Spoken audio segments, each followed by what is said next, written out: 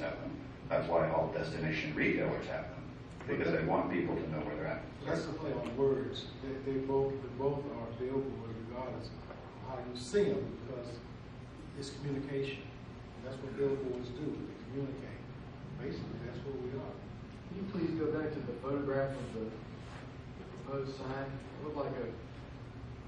Okay, so that. Who created that image? That was created by a consultant the other round at the last test. That was not created for this test. What it would probably look like.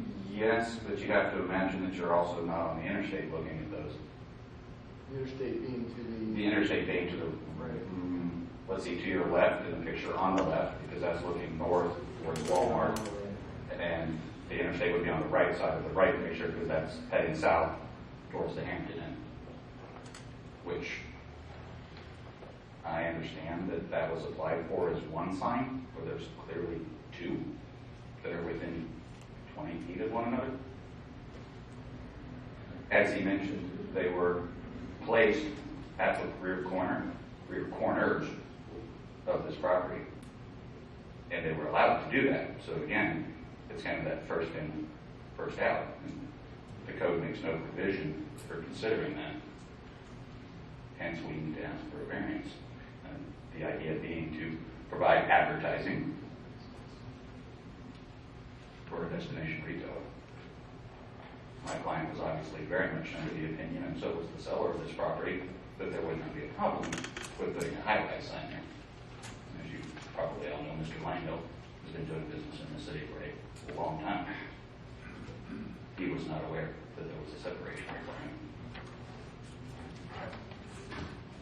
Any other questions? I have a question. How big is the sign? The sign, as shown, you don't have the updated one. It was going to be 120 feet now off of the ground. And the sign area was not going to change. It was going to remain at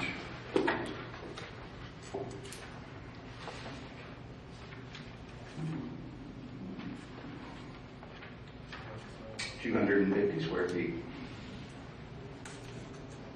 which is allowed by code. And that's allowed by code. Yeah, there's no issue with the height or the sign area. It's Just the simply the location. location within the sign or distance from other signs. Matt, I've got a question. Since there is no area that he can put a sign by right, the way the property is now, do you feel fairly certain that some place could be found with a smaller variance, like the two circles depicted? That's why we were looking at that possibility. So you feel like there's something that y'all would be able to work with them that would not tie their hands, and also allow for a future development if Cheddar's going to come back in or the other neighbor? Because they're going to be in the same predicament. You have the 500-foot circle, so a lesser variance would be something greater than 250 feet from these two signs. So that puts you out in here. My thought was that Cheddar's could have one in their rear yard as a matter of right, and they haven't exercised that yet. And wanted to put one along here somewhere, kind of in the same spot. And it's, like right here, for example, would be more than 500 feet from this sign, but almost 500 feet from the Camden sign. It would be about the same effect as Cheddar's if they had their sign. Would that cut them out for any future signs? It would be, then you would have to draw a 500-foot radius from here. And that would preclude this property, at least probably that property, maybe this more. And then it would probably preclude this one, but not the properties across the street. He does seem to have a point that it's like first come, first served. Too bad you didn't buy, and it seems like there's a compromise for all property owners. It's like that all through here. There's a lot of small parcels, and there's a lot of them that are eligible for signs. The billboards along the interstate is a prime example. Particularly, you see this a lot. You have a large parcel, say 1,000 or 1,500 feet of frontage, and the owners will put their billboards on the corners as long as they meet the 500-foot spacing. There were no signs nearby originally that keeps other billboards out from being close to the property. It's a similar type thing. For instance, there's over 1,000 foot of frontage for the Walmart, but their sign was allowed to be placed 500 feet almost exactly from this sign. But it, Further up, they had to be 500 feet from Sam's, because they don't interfere with the sign. But their placement affected their neighbors. The entire parcel. Yeah, Well, the entire sign. this parcel would have needed the variance anyway, because it's not even 500 feet long. 500 feet from this sign is on the Walmart property. and, I'm sorry, Matt, did you say that's the only location on the Hampton Inn site that sign could have gone? They had a 300-foot along. Yeah, the code requirement is their rear yard. This is their rear yard.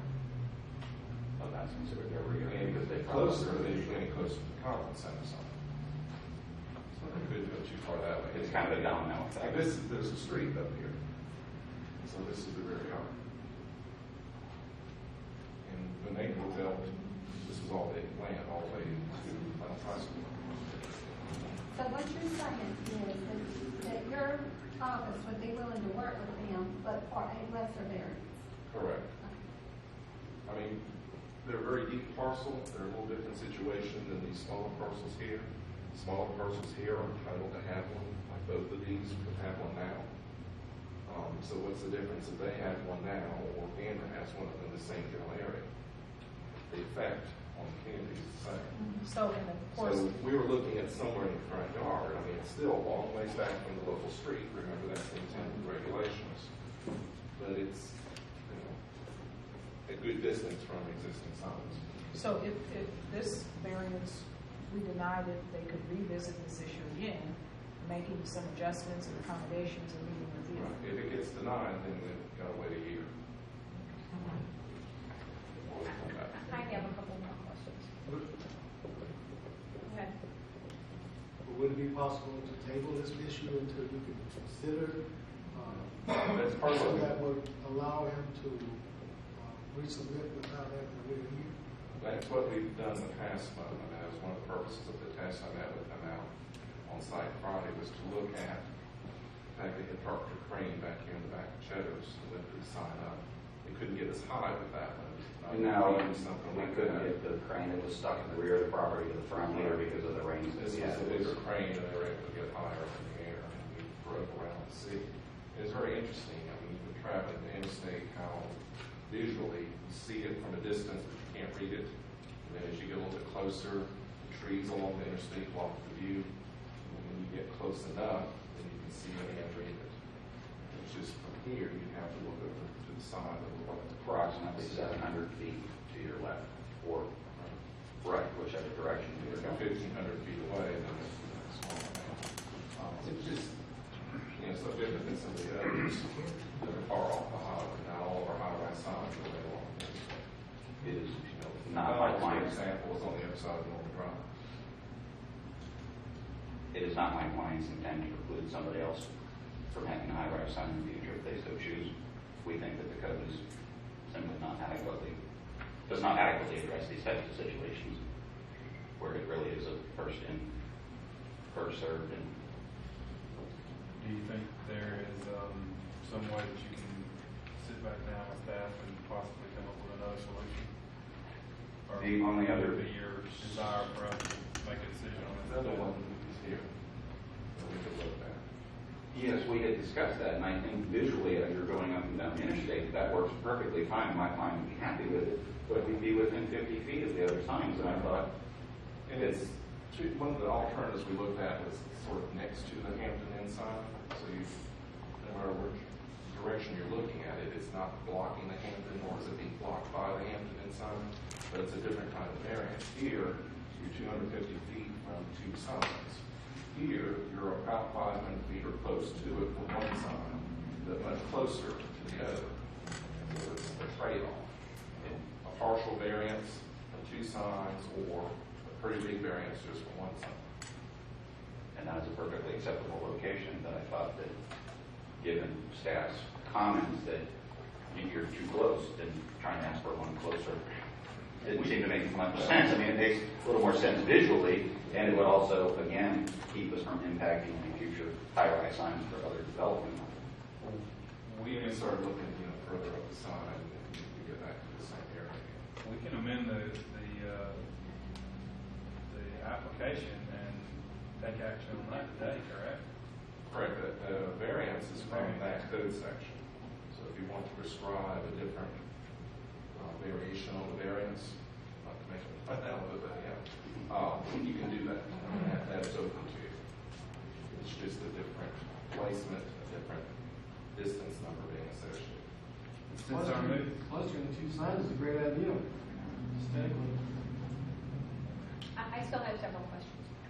If Cheddar's put up a sign today by right, would that preclude the undeveloped piece of property in the front of the Gander Mountain from putting up a sign because it's within 500 It feet? would depend on the 500 feet. Here's your 500-foot distance. It looks like it. It looks like even from corner to corner, it would be close. Okay. I think, And if Gander Mountain wanted to put one sort of where that cross X is there, and they came back, could you do that administratively? Would that be within, you could do an administrative variance on that? For spacing? Yeah, No. no, okay. It's not. That doesn't really request a variance at this point, just for spacing. We're in the rear yard, Oh, we're okay. meeting height, we're meeting the Okay. somewhere. So they still have to wait a year to get an administrative variance on that? No, if a variance is denied, They'd then have the to wait property's a year. locked out of another variance request for a year. Okay. But here, if you went with this, it would be a minor variance for spacing. Right. But also variance to not be in the rear yard. Okay. Mid property. All right, and so you're open to putting it over by the Hampton Inn sign Yes. over on that side rear yard? Mhm. Hot diggity.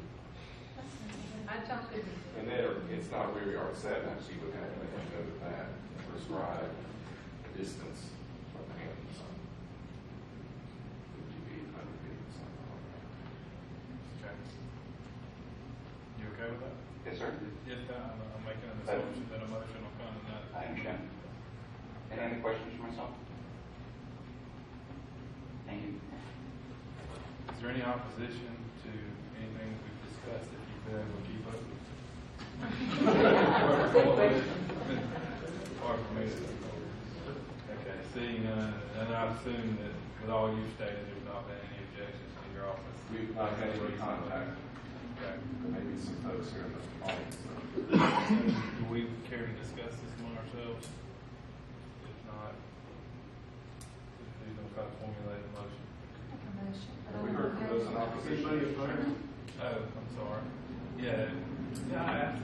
Okay. I didn't hear that. We got it. Okay. All this, the secretary got it, that's fine. Okay, go ahead, Ms. Holly. I make a motion for the new site for this sign, but I don't know how to word the location, man. For For the the south one, property line? right, for the south property line over by, I would say in the southern side yard, a certain number of feet from the existing Hampton Inn sign. That's where you would pick it up. It would be Sufficient distance not to obstruct. and that becomes subjective as to what kind of number. I'd rather be tied number to it, or at least no more than, or at least so many feet away. 100 feet should leave them 50 for feet. flexibility. 100. At least 100 feet From the rear property property line. line. Within 100 feet of the existing Hampton Inn sign. I would want them to be able to put it right next to it. So maybe at least Minimum so many distance feet away. What would your Minimum number distance. be, Between man? 50 and 100 feet. I'd say minimum 50 feet. Okay. That sounds good. So Well, 50 feet are with the 5 parking spaces. Basically, we don't want signs overlap visually if you're going down the interstate. I'm not sure how wide their sign is, but if you take half the width of the top of our sign, That's back edge of the building, or just west of the back edge of the building. About this point. Do you think it's probably in the best interest of everyone involved that we table this, give applicant an opportunity to really go out and see exactly what we're talking about? Well, I have a motion on the floor now. We did visit the site and look at this, it's just a matter of, is it 50 feet? Could we do 30 feet and not obstruct the other sign? And do you know that now? And if you don't know that, then perhaps. Our sign, our proposed sign is 36 feet wide at the top. So we would, at the absolute minimum, need to be 15 feet away from the Hampton Inn sign, plus half the width of their sign. Is the width of their sign 40 feet? I don't know, but probably not that big. Yeah, I think it's I think you could. I think at 1,500 feet will be plenty of leeway for what you guys want to do. That sounds reasonable. He maybe wants to be only 30 feet. Or maybe put it as 30 feet from sign structure to sign structure, edge of sign to edge of sign, so it's not too close that way. So 30 to 100 feet, I think would be good. Would it be better to table this? They're still in the process of building. They're building very rapidly. The building's up, the curb, I mean, these site features are already here. We were on the site, we have to re-advertise again. And what we run up against is the time it takes to actually build these signs, which is quite a long lifetime. So lead time in construction, we would prefer if we can. We've got the general vicinity. We will not place it any closer than the penalty 20 feet apart. I know you mentioned 30, but I think that pushes us to we're another 15 feet beyond that, the actual sign goes. Well, I mean, there's plenty of room back here. Okay. I think I think we're splitting hairs, 30 feet, I think, panels. 30 and 100. 30 and 100. Is that your motion? Okay. So the motion is that we approve the variance with the condition that it goes south yard of the Hampton Inn sign and no closer than 30 feet. Once it's erected, the sign's end to end, not going to be any closer than 30 feet. Pole, no, it wouldn't be pole to pole because theirs is 40 foot. Yeah. When we look at sign setbacks, we look at the drip line signs. Okay. So we can, that's a good thing to measure with. Tracy, do you understand the motion? Do I have a second? All in favor, signify by raising your hand. Unanimous. Congratulations. Who's second? Paul. Okay. All right. Moving right along. Lowndes County case. Ms. Carmella.